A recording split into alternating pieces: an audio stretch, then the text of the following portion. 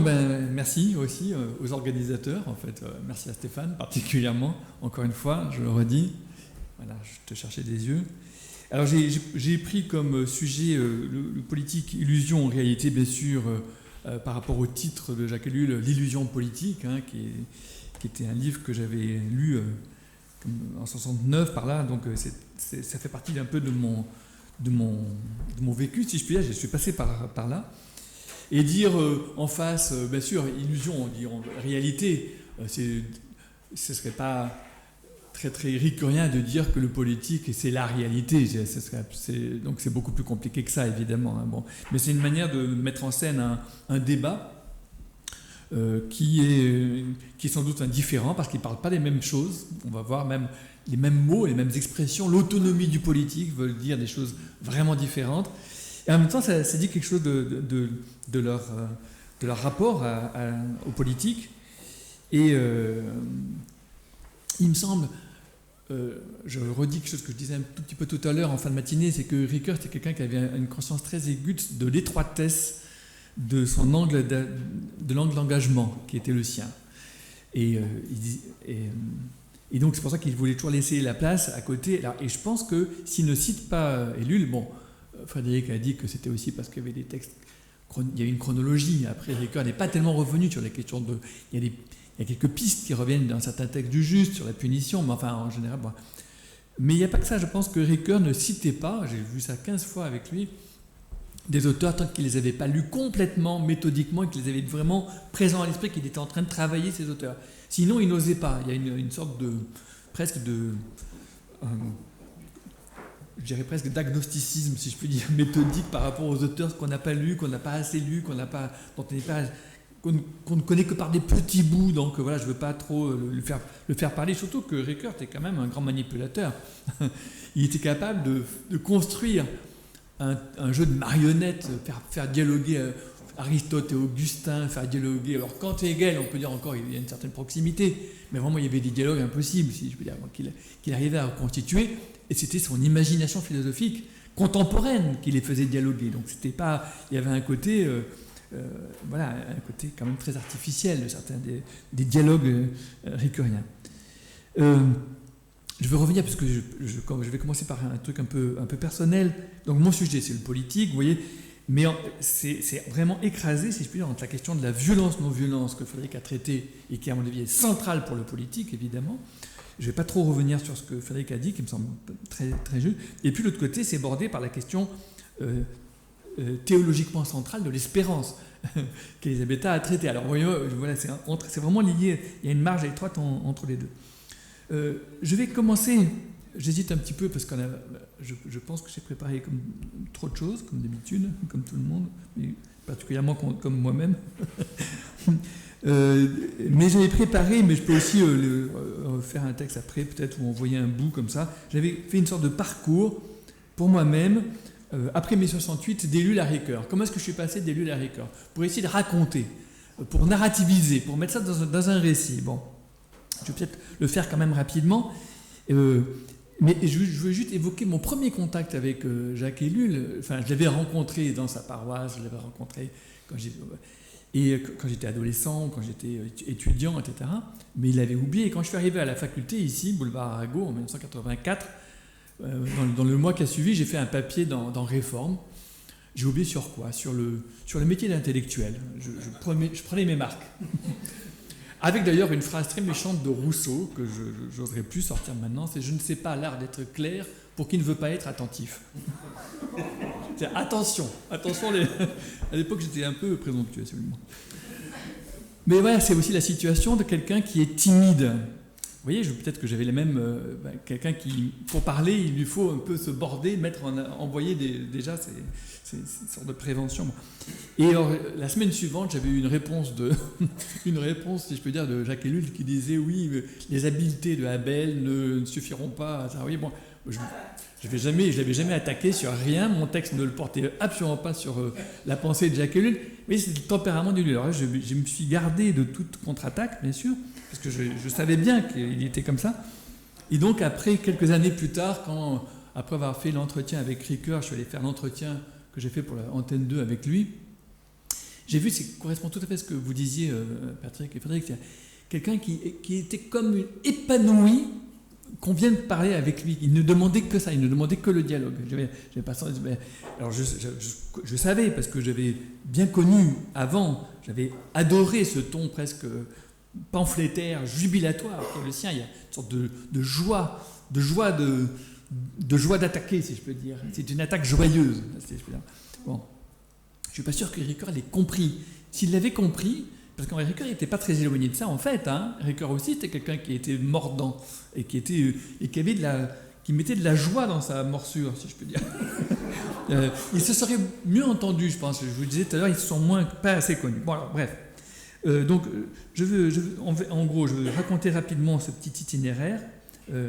Et c'est autour de la question du politique, en fait, que je réalise que je suis passé d'Ellul à Ricoeur. Après, j'ai essayé de revenir rapidement sur ce qui me semble au moins les questions communes et peut-être même les quelques affirmations communes qu'il partage, et puis terminer sur justement ce qui résiste au rapprochement, c'est en quoi il diverge quand même profondément. Alors mon récit, d'ailleurs, je veux le placer dans un contexte qui me précède, parce que, comme dit Ricoeur, on survient au beau milieu d'une conversation qui a déjà commencé. Et cette conversion qui a déjà commencé, c'est celle, pour moi, pour ma génération de nos pères, si je peux dire, qui était une génération barthienne. Je parlais ce matin de la galaxie barthienne, qui est marquée par Kierkegaard, qui est marquée par l'altérité de Dieu, qui est marquée... Et en fait, chez Karl Barth, il y a déjà une sorte de double génération, il y a un double mouvement. Il y a un temps pour le nein, pour le non, au moment juste après la Première Guerre mondiale. Et après, il y a un deuxième temps, et donc il y a un rapport au politique qui est ambigu chez Karl Barth, dans lequel il a accompagné une rupture, un refus de mélanger le théologique et le politique, une sorte de verticalité, une altérité, et puis après, au contraire, une sorte de redescente dans le politique. Et donc, c'est là que, justement, il y a des écarts qui se créent. Et ce qui s'installe dans cette oscillation, c'est justement un rapport entre le dehors et le dedans. Comment est-ce qu'on va résister de l'extérieur au politique, et ça c'est la posture majeure de Jacques Ellul, et comment on va, oui, il faut résister, mais il faut aussi orienter de l'intérieur l'exercice du politique, et ça c'est la posture de Ricoeur. En gros, là j'ai déjà dit en fait l'essentiel de mon exposé, c'est à peu près... Alors je rapproche le contexte. Le contexte, tous les deux sont des paroissiens, et pour Jacques Ellul, des prédicateurs laïcs de l'Église réformée à l'époque, qui est travaillé à cette époque-là par des oppositions très fortes entre institutions traditionnelles et communautés marginales ou prophétiques, paroisses classiques et centres de recherche, Grezon, entre la question de la cohésion de l'Église, je dirais, il faudrait trouver un autre mot que cohésion, une sorte de... Et puis l'Église au service du monde, l'engagement politique, l'engagement social, enfin, plein de débats qui ont duré longtemps. Et je me rappelle, à Robinson, en 1966, on supprime le conseil presbytéral. Si vous voulez, c'est quelque chose qu'aujourd'hui, on n'oserait pas. On n'oserait pas. C'est quand même une époque hyper expérimentale en termes on peut dire de forme de penser le politique. Et alors, 68, moi j'ai eu 15 ans, le 15 mai 68, si vous voulez. J'ai vécu 68 à la fois comme... J'étais dans les 2 années qui précédaient, on avait fait beaucoup de théâtre et beaucoup de travail politique au lycée, beaucoup de clubs UNESCO, conscience du monde, on va dire, de notre réalité dans le monde, la guerre du Vietnam, etc. Et il y a eu une sorte en mai 68, une sorte de dépolitisation. En fait, ça s'est vidé. Tous ces clubs se sont vidés, les théâtres, Peter Brook le rappelait, les théâtres se sont vidés, les clubs se sont vidés. En fait, il y a eu une dissipation de l'énergie qui avait été accumulée, si je peux dire. Donc, moi, j'ai vécu ça d'abord comme quelque chose de très triste. Et quand je suis tombé sur Autopsie de la Révolution d'Ellul, ça m'allait très bien, vous voyez. Un petit peu comme d'ailleurs Debré aussi avait fait, mais 10 ans plus tard, il l'a fait, Debré. Il l'a fait bien après coup, tandis que Ellul, c'était immédiatement presque, vous voyez, quelque chose comme ça. Et donc ma réaction a été au contraire, alors c'est là, ma réaction a plutôt été une réaction politique. C'est-à-dire en fait, moi je ne voulais pas justement me retirer ailleurs, partir, etc. Donc je suis devenu secrétaire départemental de l'UNCAL, qui était le syndicat communiste. Vous voyez, je me suis engagé. Et puis, il y a eu tout un groupe de jeunes qui s'étaient organisés. On était nombreux, les jeunes de Robinson. On était environ une centaine, 130. Vous voyez, à peu près. C'était un gros groupe de jeunes ça n'existe plus, des groupes de jeunes, une paroisse qui fait 130 jeunes, il y avait beaucoup de jeunes du lycée qui n'étaient pas du tout protestants qui étaient là. Et notre grand débat, c'était de savoir, est-ce qu'il faut rester dans le monde ou est-ce qu'il faut quitter le monde? Tranquillement, c'était des débats qui étaient des débats de 68, 69, 70. C'était des débats qui étaient à la fois politiques et il fallait s'organiser. Est-ce individuellement ou en communauté? Et des communautés vraiment en dehors du monde ou alors des communautés qui sont en ville? Ah, grand débat. Justement, campagne, la ville, retrait ou pas. Le fils Ricoeur, Étienne, qui était dans la classe de ma sœur, il est parti en Ardèche, il est parti en Ariège, il a quitté. Et nombreux sont ceux qui sont partis à ce moment-là. Oui, c'est des débats existentiels et qui changeaient la vie des gens. Oui, il faut sentir ça. Et moi, je me rappelle, en Noël 69, j'avais fait un exposé devant ce groupe de jeunes sur les vraies richesses et le triomphe de la vie de Giono, vous voyez, pour voir un peu l'ambiance dans laquelle on était. Mais après, ça ne me suffisait pas, Giono. Il y en avait beaucoup qui, ça leur a suffi, avec ça, ils sont partis. Moi, ça ne me suffisait pas. C'est à ce moment-là que je suis passé à Ellul. C'est à ce moment-là que je suis vraiment rentré dans Ellul, avec justement présence au monde moderne, mais fausse présence au monde moderne. Vous voyez, il y a un dedans et un dehors. Vous voyez, ce mouvement-là. Donc, si on est trop dans le monde, tout va bien, on est complètement conformé. Si on est trop en dehors du monde, on est comme du levain qui ne sert à rien parce qu'il y a du sel qui est jeté en dehors, etc. Bon, il y a un va-et-vient entre les deux qui est vraiment une question très politique aussi. J'affichais à ce moment-là sur les murs de mon lycée, vous voyez, j'avais 17 ans, des phrases entières l'exégèse des nouveaux lieux communs d'Ellul que j'ai compris après que c'était quand même des textes parfois assez bon. Enfin, vous voyez, j'aimais cette radicalité. Il y a un moment où les adolescents, ils ont besoin de radicalité, si vous voulez. J'aimais cette radicalité, cette idée de petite communauté alternative, d'ecclésiole, côté prophétique, etc. Puis à ce moment-là qu'on a rencontré Moltmann, 71, donc 2 ans après mon exposé sur Giono, je fais devant le même groupe de jeunes, qui était entre-temps avait beaucoup grossi, un exposé sur Moltmann, sur la théologie de l'espérance. C'était pas Moltmann même, c'était le livre de Zarnt, Aux prises avec Dieu. Il y avait tout un beau chapitre sur Moltmann. Vous voyez, j'étais catéchumène, si je puis dire encore, à ce moment-là. J'ai pas tellement changé, à vrai dire. Je suis pas... Voilà. Et alors, le moment de bascule, c'est justement, il me semblait que Ellul était toujours dans cet état de protestation, si je puis dire. Et je me disais, oui, mais alors comment est-ce qu'on se reconstitue ensemble? Comment est-ce qu'on revient aux politiques? Je voyais bien ce qu'il énonce dans le livre, là. Il y a un mouvement de dépolitisation, mais après il y a un mouvement de repolitisation. Oui, mais comment est-ce qu'on fait cette repolitisation? Comment est-ce qu'on revient ensemble? Et c'est là que, si vous voulez, je trouvais que c'était trop facile d'opposer Antigone et Créon, si vous voulez, d'être toujours dans la posture d'Antigone, qui est toujours dehors et qui dénonce le Créon. Et alors, voilà, Ricoeur, il m'a paru plus intéressant sur le politique à cause de son texte sur le paradoxe politique, justement. Et ce texte, voilà, on a travaillé en 69, 70, avec un tout petit groupe, avec les lycéens de Lacanal. Il y en avait un qui avait amené un livre de Raoul Vaneigem, un autre qui prenait des textes de socialisme aux barbaries. Et puis moi, j'étais venu avec le paradoxe politique de Ricoeur. Et l'idée, je vous l'ai dit tout de suite, je ne la redirai pas ensuite, c'est qu'il y a une autonomie du politique parce qu'il y a d'une part des violences spécifiquement politiques qui sont irréductibles à l'exploitation économique. Donc il y a une autonomie du politique par rapport à l'économique. Parce qu'on va voir que dans l'illusion politique d'Ellul, c'est une autonomie du politique par rapport à la morale. C'est intéressant, vous voyez. Sa structure, ces 3 sphères, ces structures, et Ricoeur va les reprendre dans un texte au CPO, au Centre protestant de l'Ouest, en 1985, il va reprendre, en disant, oui, il faut penser ensemble, éthique, politique et économie. L'économie, c'est donc la technique aussi. Bon. Et le politique est à l'intersection entre l'éthique, mais ne correspond pas on ne peut pas superposer l'éthique et le politique. Il y a une autonomie du politique par rapport à l'éthique, mais en même temps, il y a une autonomie une autonomie relative aussi du politique par rapport à l'économique, et il y a une intersection entre les sphères. En même temps, elles s'enclenchent ensemble, elles se travaillent mutuellement. Bon, ça c'est un texte ultérieur. Donc je lis la citation. Il faut tenir ce paradoxe que le plus grand mal adhère à la plus grande rationalité, qu'il y a une aliénation politique parce que le politique est relativement autonome. Relativement autonome. Bon. Le mal politique ne peut pousser que sur la rationalité spécifique du politique. Alors donc, lui disait ça contre un certain marxisme pour lequel, de toute façon, une fois qu'on aura réduit les contradictions économiques, il n'y aura plus de domination politique.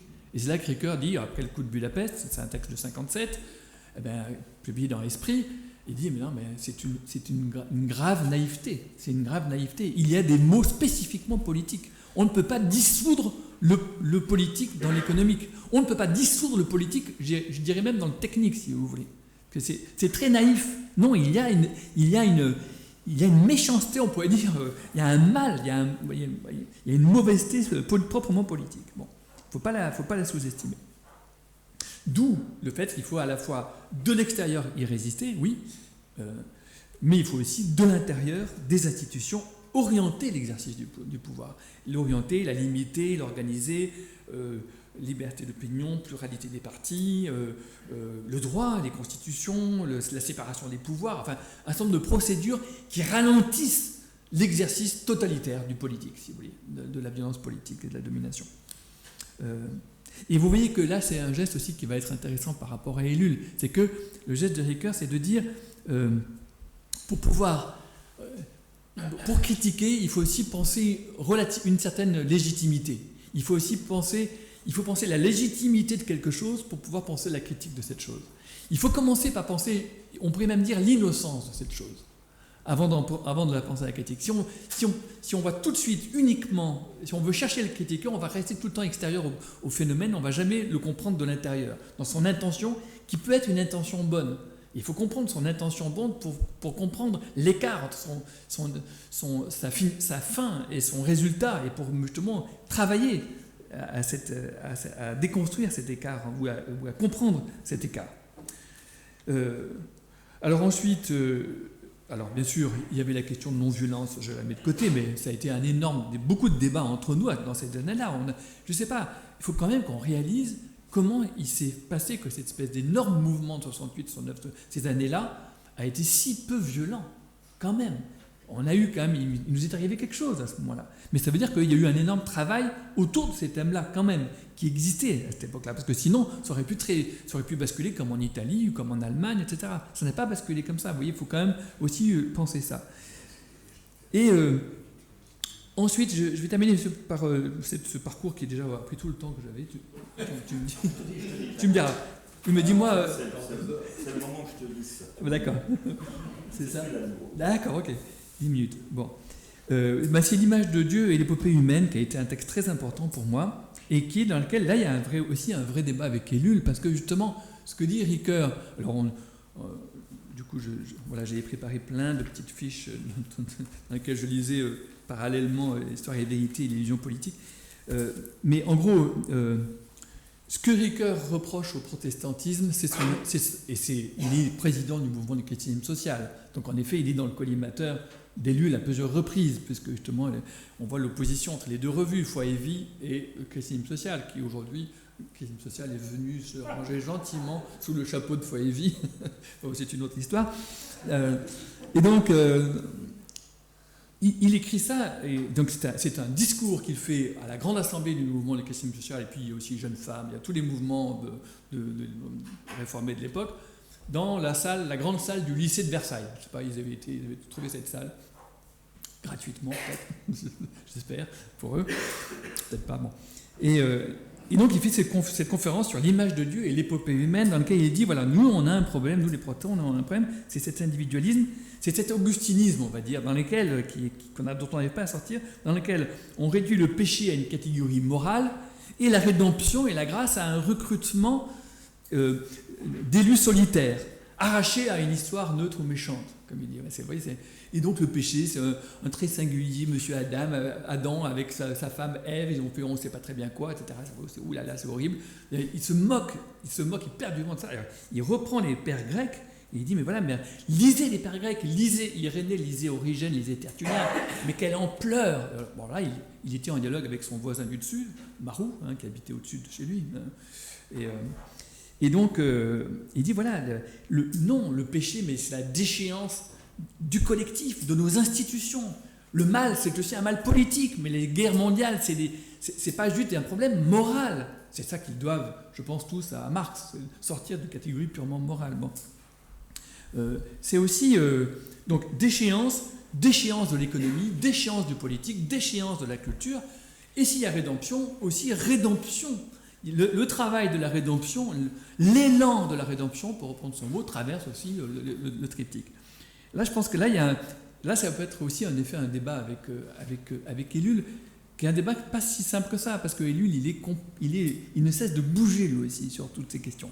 Mais si on prend l'Ellul qui dit non, de toute façon, l'Ellul très kierkegaardien, si vous voulez, Kierkegaard, j'ai envie de dire, attention, Kierkegaard, c'est un auteur merveilleux, mais c'est un auteur qui, un peu comme Nietzsche, qui peut vous garder comme une voiture, vous êtes des lapins dans les phares de Kierkegaard qui foncent sur son truc.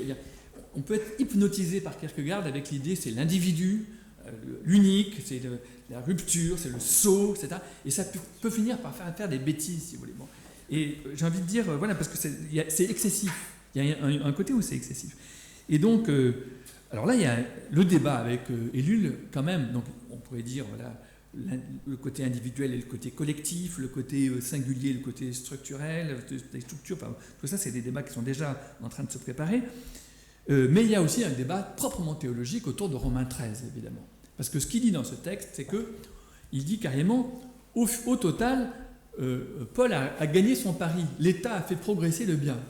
On n'imagine pas ça sous la plume d'Ellul, évidemment. Vous voyez, bon, en fait, l'idée, il interprète Romains 13 en disant que voilà, c'est pour le bien. Le magistrat, il est là pour ton bien. Il n'est pas là juste pour empêcher le mal.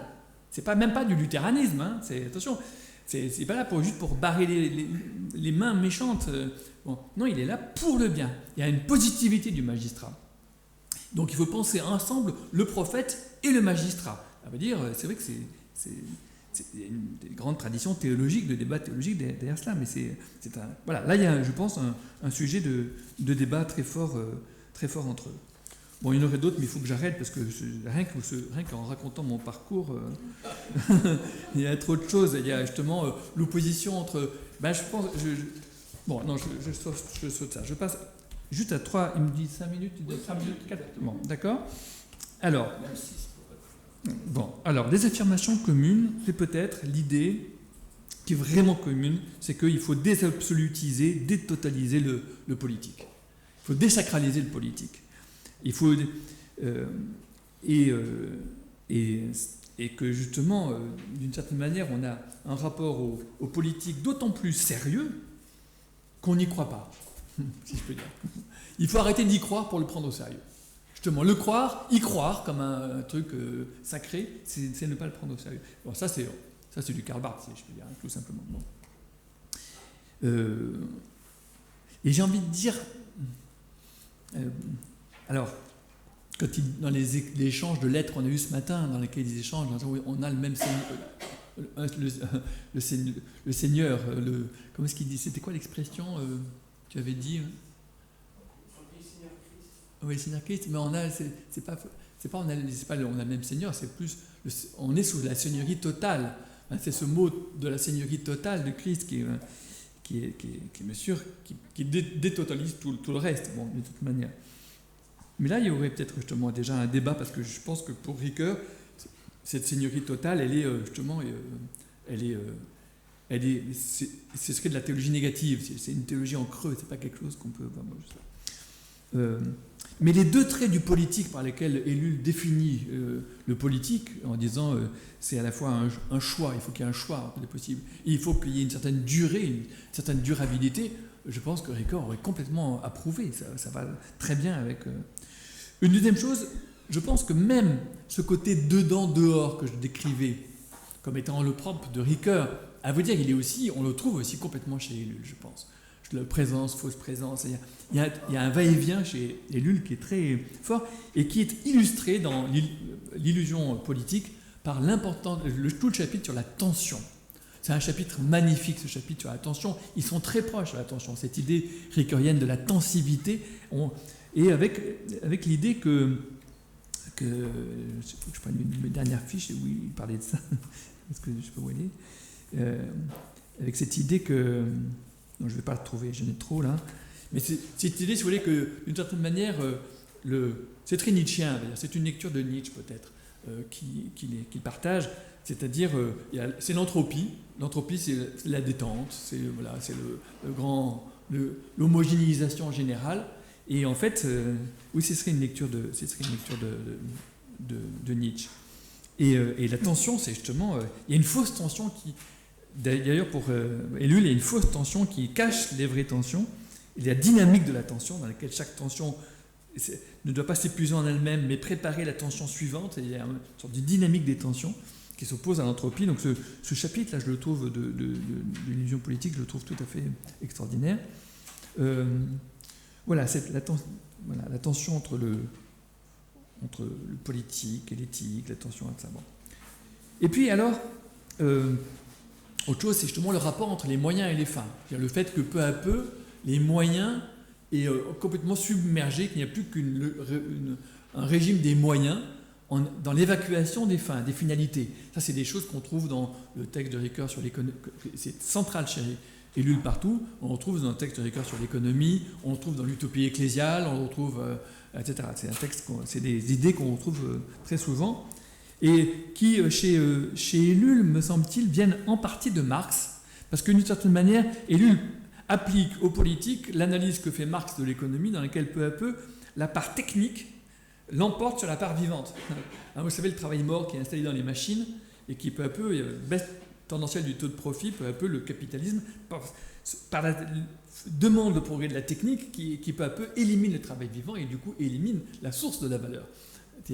Et donc, on pourrait dire ça de la même chose dans le politique. Le politique est peu à peu écrasé et éliminé par la technicisation administrative du politique. Il me semble que là, il y a quelque chose presque encore de marxiste dans l'analyse que propose Ellul. Bon. Et alors, il y a beaucoup d'endroits, comme le thème de l'espérance, comme le thème du prophétique, comme le thème de la non-violence, où simplement, la différence, c'est que Ricoeur dira, il faut 1 minute, 2 minutes, va dire, il faut que je prenne un seul exemple, dans le sens de l'histoire et le chrétien et le sens de l'histoire, je crois, c'est ça, dans l'Histoire et la vérité, 1951. Premier plan, le progrès. Deuxième plan, l'ambiguïté. Troisième plan, justement, on va dire l'espérance, justement. J'ai envie de dire, Ellul garderait les dangers, le sens de l'histoire, dans le danger, et puis l'espérance. Il me semble que Ricoeur, c'est ce que tu viens de dire, intègre le volet progrès. Oui, mais il y a quand même de progrès. Il y a aussi un temps cumulatif de la technique, mais pas seulement de la technique, de la rationalité politique, il y a une histoire des arts, il y a du cumulatif dans l'histoire humaine. Et on s'appuie, l'humanité grandit comme un seul homme, c'est la phrase de Pascal, je crois. Il y a cette dimension-là. Et puis, il y a un autre temps qui est un temps dramatique, dans lequel il y a de la mort, il y a des ruptures, des naissances, et il faut tout le temps recommencer, il faut tout le temps réitérer. Bon. Et ça, c'est le temps dramatique. Et j'ai envie de dire, voilà, il faut penser les deux en même temps. Il faut penser, et le temps dramatique, c'est un temps dans lequel on peut devenir sceptique, on peut abandonner, parce qu'on retrouve la même idée dans un autre texte de Ricoeur. Donc voilà, là, il y a quelque chose. Là, ça serait la différence. Vous voyez. Le même mot, espérance, ne va pas être pris exactement dans la même syntaxe. La syntaxe d'Ellul sera une syntaxe à 2 termes. La syntaxe de Ricoeur sera une syntaxe à 3 termes, par exemple. Vous voyez. Mais je dirais la même chose pour les 3 autres que j'ai. Le prophétique, pareil. Prophétique, oui, prophétique, mais il faut penser le magistrat. Et d'ailleurs, il y a d'autres genres littéraires qui feraient penser à d'autres figures encore. Il y a plusieurs genres littéraires, donc il n'y a pas que le prophétique, je disais tout à l'heure. Pareil pour la non-violence. Oui, il y a la non-violence, mais c'est une figure qu'il faut opposer, qu'il faut mettre en débat, comme des éthiques de détresse avec d'autres éthiques, justement l'éthique du magistrat et du maintien du magistrat, etc. Et mon temps est fini, donc je pense que... oui, j'étais même pas fini, non, parce que le cœur de la divergence, c'était autour du problème de l'autonomie du politique, mais je vous l'ai dit au début, l'autonomie du politique veut dire des choses tellement différentes chez l'un et l'autre. Mais c'est extraordinaire que là où ils sont le plus proches, parce qu'en même temps, ils disent la même chose. C'est-à-dire l'autonomie, le politique, mais ils le disent par rapport à des choses différentes, et ça prend du coup des significations différentes. Pas forcément contradictoires d'ailleurs, je pense. Voilà, j'arrête là, merci. Merci beaucoup.